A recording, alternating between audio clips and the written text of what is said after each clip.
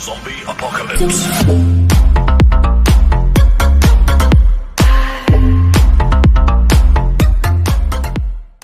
Assalamualaikum warahmatullahi wabarakatuh. Selamat pagi anak-anakku tercinta semuanya. Bagaimana kabarnya hari ini? Bagaimana kabar orang tua kalian di rumah? Semoga kalian dan orang tua kalian senantiasa diberikan kesehatan, semangat belajar, dan diberikan kesuksesan serta diberi rahmat oleh Allah Subhanahu wa taala. Oke anak-anakku, kita sudah memasuki pembelajaran di semester genap tahun pelajaran 2020-2021. Semoga di ajaran baru ini kalian tetap semangat belajar meskipun kondisi masih dalam keadaan belajar daring dari rumah. Tapi semoga itu semua tidak menyurutkan anak-anakku untuk tetap belajar dengan santai, dengan tetap semangat untuk menggapai cita-cita kalian. Jangan lupa sholat, jangan lupa membaca Quran dan membantu berbuat kebaikan untuk orang tua dan untuk lingkungan sekitar. Oke, untuk mengawali hari ini mari kita berdoa dengan bacaan Al-Basmalah. Bismillahirrahmanirrahim. Jangan lupa tonton video Pak Awang ini karena ini merupakan pembelajaran rangkuman dari pembelajaran bab ke-8 ini pada semester kedua. Jangan lupa tetap saksikan sampai akhir. Jikalau ada ketidakpahaman, kekurang jelasan, silakan kalian bisa menghubungi Pak Awang atau bisa langsung datang ke sekolah atau tanyakan lewat grup WhatsApp dan lain sebagainya. Oke, terima kasih.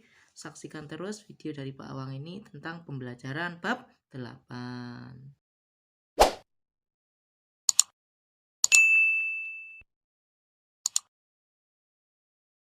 Anak-anakku, hari ini kita akan membahas materi tentang qadha dan qadar. Qadha dan qadar. Yang mana materi ini ada di bab ke-8 yang kita pelajari pada materi pertama semester kedua, yaitu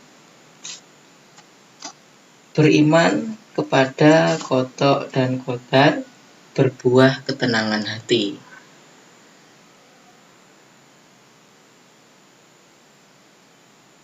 Pun tujuan pembelajaran pada materi ini, yang pertama siswa dapat menjelaskan pengertian beriman kepada qadha dan qadar. Siswa dapat mendeskripsikan pengertian takdir mu'allaq dan takdir mubrom. Siswa dapat menjelaskan manfaat dan hikmah beriman kepada qadha dan qadar. Sebelum kita memasuki materi inti, mari kita renungkan. Anak-anakku, renungkanlah hal-hal yang ada di bawah itu. Allah Subhanahu wa taala menciptakan segala sesuatu di dunia ini serasi dan berpasangan. Ada siang dan malam, ada kaya dan miskin, ada sakit dan sehat, demikian seterusnya. Semua ini merupakan kehendak Allah Subhanahu wa taala agar kehidupan manusia di dunia ini berjalan harmonis. Perhatikan teman-teman di kelasmu. Mereka berbeda, bukan? Ada yang bertubuh kurus, ada pula yang gemuk, ada yang berambut keriting, ada pula yang berambut lurus, dan seterusnya. Oleh karena itu anak-anakku, renungkanlah, mengapa kok Tuhan atau Allah Subhanahu wa taala itu menciptakan sesuatu itu berpasangan dan berbeda-beda. Itulah, maka dari itu kita perlu mengetahui namanya qadha dan qadar. Ini adalah peta konsep yang akan kita pelajari pada hari ini. Tentang qadha dan qadar nanti kita akan belajar mengenai pengertian, pembagian, contoh, manfaat, hikmah, dan lain sebagainya. Oke, di layar kalian terlihat di sana ada takdir, qadha, dan qadar. Yang mana konsep di atas itu menunjukkan bahwa ketiganya saling berhubungan dan tidak dipisahkan satu sama yang lainnya. Nanti kita akan belajar bersama tentang takdir, qadha, dan qadar.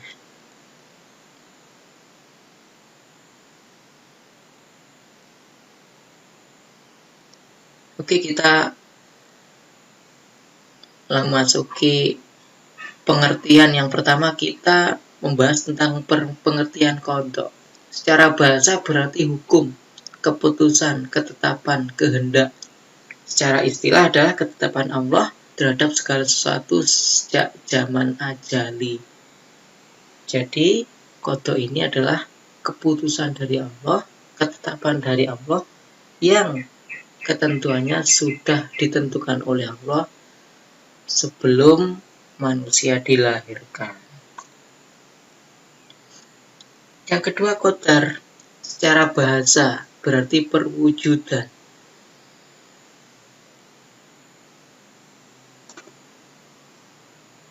Secara istilah adalah perwujudan kehendak Allah terhadap semua makhluknya dalam ukuran dan bentuk-bentuk tertentu sesuai dengan irodahnya.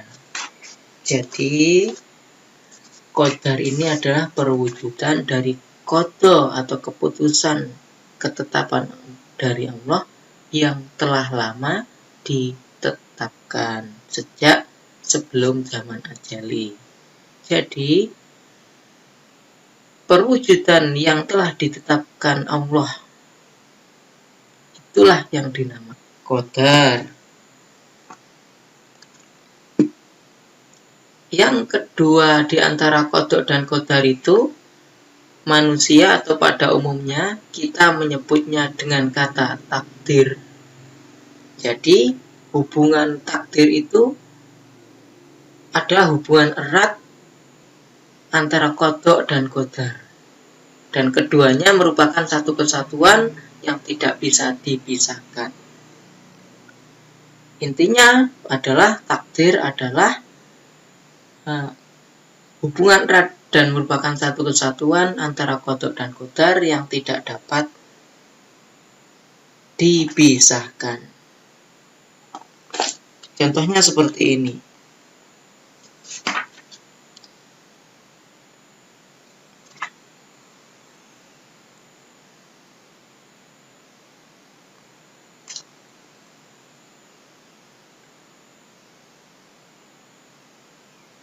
Contohnya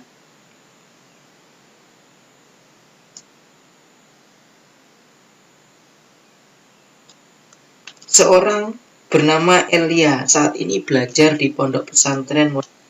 Sebelum Elia lahir di dunia, bahkan sejak zaman azali, Allah Subhanahu wa taala telah menetapkan bahwa seorang anak bernama Elia kelak akan belajar di pondok pesantren.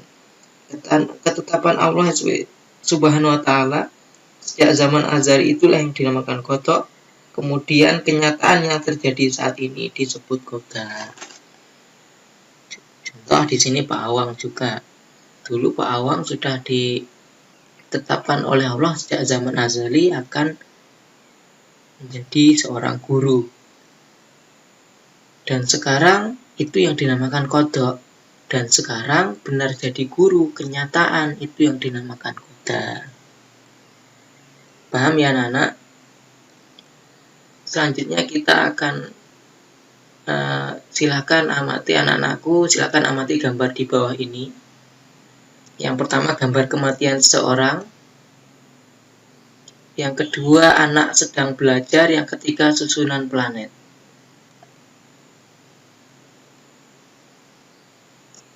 Dari gambar di atas, mungkin anak-anak sudah memahami, sedikit paham tentang apa maksud dari gambar-gambar di atas. Kita selanjutnya akan bahas tentang makna dan dalil nakli beriman kepada qadha dan qadar. Jadi, intinya Beriman kepada qada dan qadar berarti adalah percaya bahwa segala apa yang terjadi di alam semesta ini, seperti adanya sehat, sakit, hidup dan mati, rezeki dan jodoh seorang, merupakan kehendak dan ketentuan Allah dan tidak bisa diganggu gugat. Dalil naklinya atau dasarnya ada di Quran surat Ar-Ra'd ayat 8. Kullu syai'in indahu bimiqdar.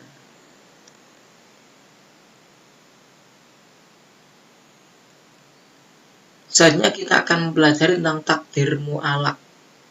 Takdir mu'alaq adalah ketentuan Allah yang mengikut sertakan peran manusia melalui usaha dan ikhtiarnya. Jadi takdir mu'alaq ini adalah takdir yang manusia harus ikhtiar terlebih dahulu, harus berusaha untuk mencapainya. Contohnya kepandaian, kesehatan, dan kesuksesan, dan lain sebagainya. Kebahagiaan, dan apapun pokoknya yang manusia harus ikut berikhtiar dan usahanya. Jikalau kalian pengen sukses ya usaha. Tidak bisa langsung kaya dan sukses secara instan. Dalilnya ada di Quran surat Ar-Ra'd ayat 11. Innallaha la yughayyiru ma biqaumin hatta yughayyiru ma bi anfusihim. Sesungguhnya Allah tidak akan merubah keadaan suatu kaum sebelum mereka merubah nasibnya sendiri. Selanjutnya tentang takdir mubrom. Artinya adalah ketentuan mutlak dari Allah Subhanahu wa Ta'ala yang pasti berlaku dan manusia tidak diberi peran untuk mewujudkannya. Artinya ini adalah ketentuan mutlak resmi dari Allah. Manusia tidak harus berikhtiar atau berusaha untuk mencapainya. Contohnya adalah usia. Manusia tidak bisa merekom usianya minta berapa.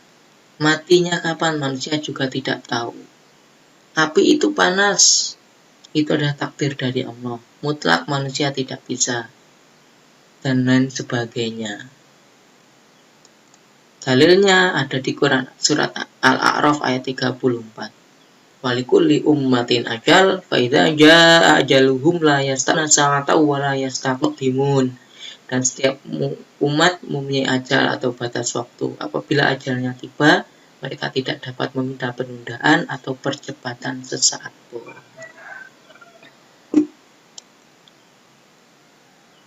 Manfaat dan hikmah beriman kepada qada dan qadar. Yang pertama tentu menenangkan jiwa, karena semua kita yakin kita kembalikan kepada Allah. Yang kedua senantiasa bersikap sabar dan jujur. Sabar menjalani ujian dan cobaan, apapun itu harus sabar. Yang ketiga menumbuhkan sikap optimis dan tidak sombong, bahwa semuanya sudah diatur, sudah ditetapkan oleh Allah, tidak boleh jadi orang sombong, karena suatu saat Allah bisa merubahnya.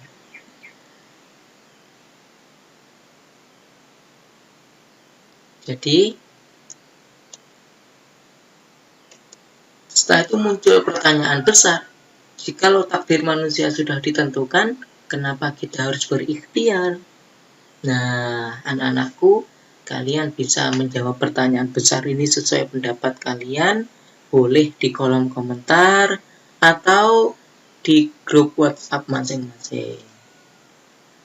Tentunya bagi yang berkomentar atau yang bertanya nanti ada reward tersendiri. Selanjutnya anak-anakku, mungkin cukup sekian penjelasan dari Pak Awang tentang materi bab ini. Semoga bermanfaat. Jika nanti sebelum kita akhiri, Pak Awang akan menyimpulkan terutama tentang gambar tadi yang kita amati tadi, bahwa kematian seseorang itu adalah termasuk takdir mubrom. Yang kedua, anak belajar itu termasuk harus mencari kesuksesan, mereka harus ikhtiar, jadi takdir mu'alaq. Dan susunan planet itu kalian tahu sendiri adalah tidak bisa diganggu gugat, jadi itu takdir mubrom. Mungkin cukup sekian dari penjelasan dari Pak Awang. Semoga bermanfaat, kurang lebihnya mohon maaf. Kita akhiri dengan bacaan Alhamdulillah. Alhamdulillah bersama. Alhamdulillahirabbil alamin. Afwankum dan shiratal mustaqim. Fastabiqul khairat. Wassalamualaikum warahmatullahi wabarakatuh.